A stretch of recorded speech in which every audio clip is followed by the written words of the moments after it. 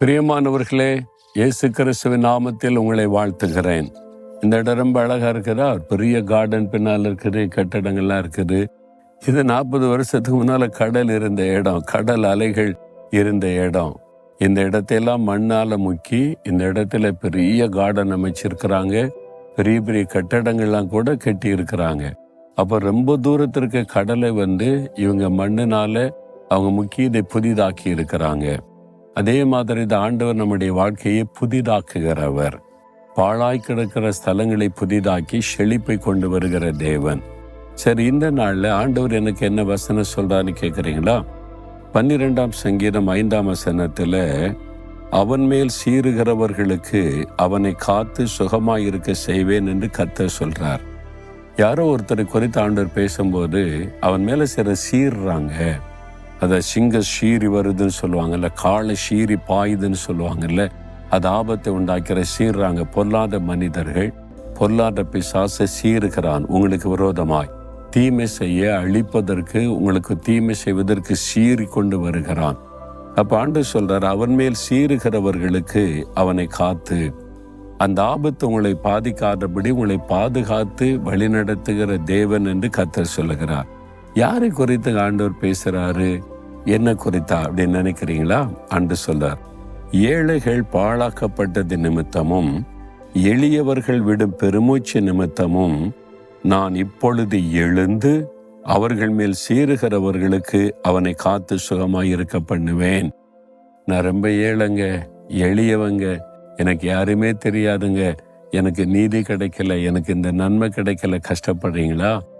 ஏழைகள் எளியவர்கள் என்று நீங்கள் மற்றவர்களால் ஒதுக்கப்படலாம், உங்களையே நீங்கள் வருத்தி கொள்ளலாம். ஆண்டவர் சொல்ல, உங்களுக்காக கர்த்தர் எழுந்திருப்பாராம். ஏழைகள் எளியவர்கள் என்று அவளை சீறி அழிக்க யாராவது நினைத்தா கர்த்தர் எழுந்து அவர்களை பாதுகாத்து நடத்துவாராம். அவளை சுகமாயிருக்க பண்ணுவேன் என்று கர்த்தர் சொல்றார். நீங்க சுகமா இருப்பீங்க.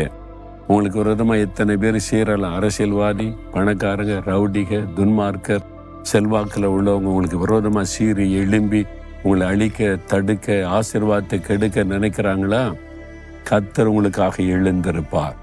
யார் உங்களுக்கு விரோதமாக சீறுகிறாங்களோ அவங்களுக்கு விரோதமாய் கர்த்தர் நிற்பார்.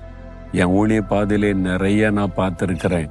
அவ்வளோதான், விட மாட்டேன், அழிச்சிருவேன், செய்ய விட மாட்டேன், அவ்வளோதான் சொன்னவங்க இன்னைக்கு உயிரோடு இல்லை, காணாமல் போயிட்டாங்க, சீறுனாங்க, எழும்புனாங்க. அந்த சமயத்தெல்லாம் சில சமயம் பயம் வந்தது. ஆனால் கர்த்தர் பயந்தபடி விடலை. அவங்கெல்லாம் இன்னைக்கு இல்லை, உலகத்திலே இல்லை, காணாம போயிட்டாங்க. ஆனால் ஊழியம் நிற்கிறது, கர்த்தருடைய நாமம் மகிமைப்பட்டு கொண்டிருக்கிறது. நீங்கள் நிற்பீங்க, நீங்கள் வாழ்ந்திருப்பீங்க. எளியவர்கள், ஏழைகள் என்று புறக்கணிக்கப்பட்டு உங்களை அழிச்சிடலாம், இவங்களால ஒன்றும் முடியாதது அப்படின்னு நினைச்சு பொல்லாத மனிதர்கள் எழும்புறாங்களா? சீறி கொண்டு எழும்பி சவால் விடுறாங்களா? என் பதவி என்ன, என் அதிகாரம்னு பேசுறாங்களா? கர்த்தர் எழும்புவார், உங்களுக்காக சித்தரடித்து போடுவார், உங்களை வாழ வைப்பார், பாதுகாப்பார், வாக்கு கொடுக்கிறார். பிறகு எதுக்கு பயப்படுறீங்க? அதிகாரிகள் மிரட்டுறாங்க, ஒரு பக்கம் அரசியல்வாதி மிரட்டுறாங்க, ரவுடிகள் மிரட்டுறாங்க, என்ன பண்ண தெரியலன்னு கலங்குறீங்களா? பயப்படாதங்க, கர்த்தர் உங்க பட்சத்தில் இருக்கிறார். சொல்லுங்க, ஆண்டவரே, ஏழைகள் எளியவர்கள் மீது அக்கறை உள்ள ஒரு தேவன். பொல்லாத மனிதர்கள் சீறி எழும்பி தாழ்மையாய் கஷ்டப்படுகிற மக்களை சிறுமப்படுத்த நினைக்கும் போது யுத்தம் பண்ணி ஜெயம் கொடுத்து பாதுகாத்து நடத்துகிறீர். அதற்காய் ஸ்தோத்திரம். இயேசுவின் நாமத்தில் ஜெபிக்கிறேன். ஆமேன், ஆமேன்.